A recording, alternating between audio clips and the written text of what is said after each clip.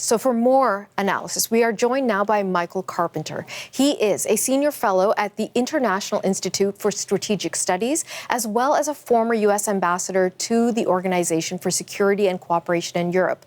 We are also joined by Marta Dichok. She is an associate professor of political science and history at Western University and a fellow at the University of Toronto's Munk School of Global Affairs. Michael, Marta, thank you so much for making time for us. Thanks for having me. Marta, I'll begin with you in terms of what you were hoping to hear from that press conference from the two leaders, and what do you make of what you actually heard? Well, this is a huge victory for Vladimir Putin.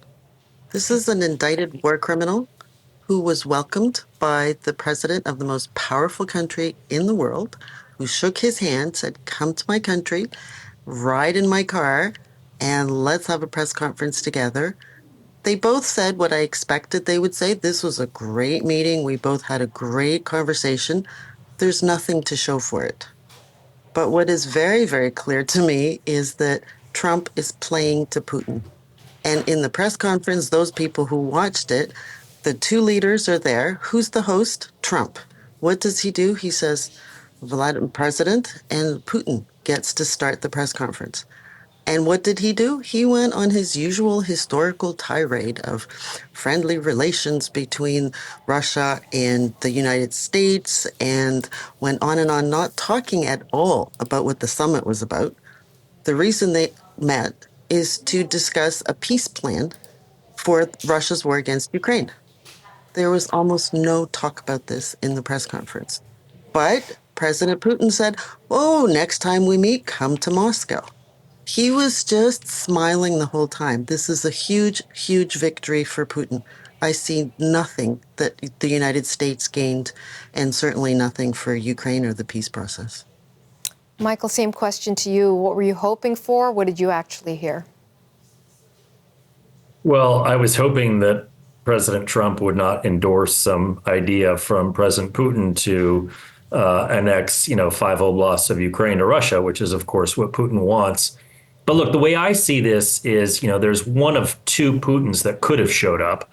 There's the Putin who could have been a little bit more savvy and perhaps made some superficial concessions in return for sanctions relief from President Trump, who really very badly wants to be able to normalize relations with Russia, get back to business in terms of commercial deals, in terms of exploiting hydrocarbons and a range of other things. So Putin could have been a little bit savvier and come and perhaps made a few gestures that would have given Trump the political space with the American people and with the U.S. Congress to be able to begin dialing back sanctions, which, of course, Putin very much wants because the Russian economy, frankly, is in very dire straits. The other Putin is the one that actually showed up, the typical maximalist Putin that demands, 5 oblasts of Ukraine, the demilitarization of Ukraine, no NATO troops in Ukraine, no European troops in Ukraine, no security guarantees for Ukraine. It's likely that maximalist Putin was there in the room, and Trump just simply had very little to work with. I agree with Professor Dichok that, ultimately Putin comes out the winner. He was legitimized. He's been indicted by the ICC. He got literally the red carpet treatment. So all good for Putin. Trump did not get what he wanted. He's going to try to have some other meeting, but it's unclear whether he's going to be able to do that. Marta, I want to return to something that you referenced, which is that Trump is playing to Putin. Why do you think that is? Because we do not see this American president doing it for other international leaders. That's the million-dollar question. There are many theories floating around why that's happening. What we see very clearly is a warm relationship between Donald Trump and Vladimir Putin. And if we contrast the way that Ukraine's President Zelensky was greeted in the White House a few months ago, and the way that, and Zelensky is the president whose country is being attacked, and then the president of the country that's attacking gets the warm welcome. So what's going on between these two people? We need to look at the history. And again, there's a lot of speculation about what happened during the Soviet period, in the previous years. I don't think that's a constructive conversation to have.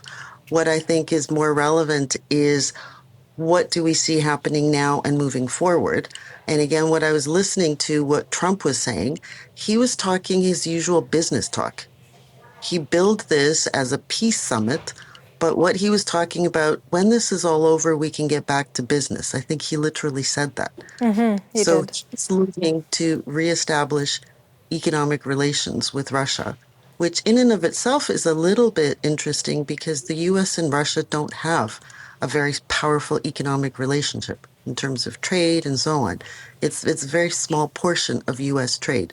So Trump is talking globally about trade and tariffs and making US number one again. And yes, we want to have a good relationship with Russia, but Russia has very little to offer. So there's a huge question mark there. But that's what I read in this summit. It's let's try to normalize relations so we can get back to business. And there isn't that much business to be had, frankly, between Russia and the US.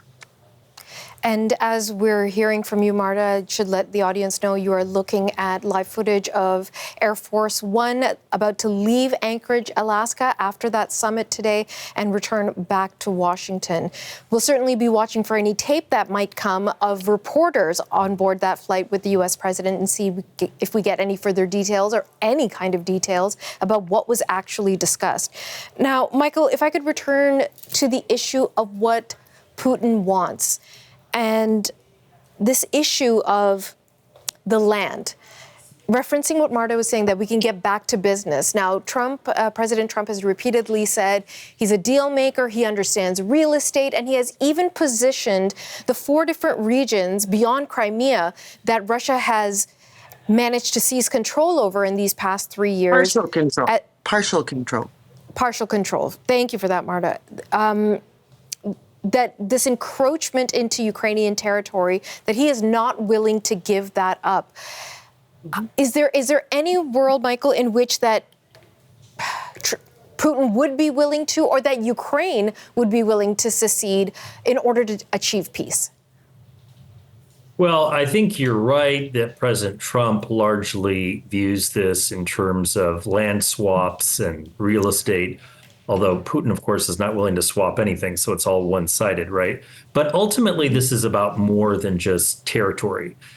For Putin, this is about subjugating the Ukrainian nation. He wants to bend Ukraine to his will, rather. He wants to have a pliant dictator like he had with Yanukovych in Kyiv. He wants to control the country. And I don't think President Trump fully cares or appreciates that fact. And so his team, Steve Witkoff has gone out there. There was a lot of confusion when he returned to Washington about, he thought that maybe President Putin was willing to make concessions on 2 of the oblasts that he partially controls, namely Kherson and Zaporizhia. It turns out that there were no concessions there. It was just freezing the line. And he wanted Ukraine to actually withdraw from territory that it controls in 2 other oblasts, in Donetsk and Luhansk. So, there's been a lot of sort of muddly understanding of the details here on the part of the Trump administration. But fundamentally, they don't understand that President Putin wants to control the entire country. And when he talks about root causes, that's what he means. He wants to subjugate Ukraine. And that's why it's unlikely that no matter how many meetings there are, and no matter who attends them, whether it's President Zelensky or whether there's European leaders, it's unlikely that there's going to be any kind of a deal or agreement between the 2 sides because their views are incompatible. So I'm so glad you said that, because this is the part of the story that I'm not quite understanding. Because if there is some sort of armistice or a ceasefire or some sort of negotiated pause in the fighting, if President Putin's ultimate goal is to take control of the entirety of Ukraine, what guarantee is there that he won't, in 6 months or 6 years, go for more territory? None. No, that's exactly right. In the absence of a security guarantee, and the only real security guarantee is NATO, there is nothing that is going to stop Putin from resting, refitting, and then eventually reattacking at some point in the future. And he very much has his eyes on the Black Sea coastline around Odessa. And the next country, in my view, that is likely to be a victim of Putin's aggression is Moldova, because he would love to have a land bridge all the way down to the Transnistria region of Moldova. And so, unless European leaders get serious about this particular moment in time, and they have an option available to them, which is to seize the $300 billion in frozen Russian assets and arm Ukraine, invest in Ukraine's defense industrial base, procure weapons from the US, put in motion production of European weapons. That's really the only way to have this end on terms that are favorable for Ukraine. Okay. Marta, you wanted to jump in, please. I totally agree. I mean, the bottom line here is you have two extremely different positions. Russia wants to occupy Ukraine. Ukraine wants to be independent. There's no negotiation here. And this is what I think Trump doesn't get. And the fact that he has no experts on Russia or Ukraine in his inner circle is hugely problematic, because he's coming at this with his usual transactional business sense. And perhaps there's some history there, which we will learn about later. But there is no negotiation to happen. I mean, it's what Ukrainians are saying is just leave our country and leave us in peace. And what Russia is saying and Putin is saying is Ukrainians and Russians are one people and we want to control you. So there's no room for compromise there. So Marta, then play this scenario out for me. If these two parties cannot come to some sort of agreement, they are so diametrically and philosophically opposed, how does this current war come to a conclusion if that is the ultimate goal?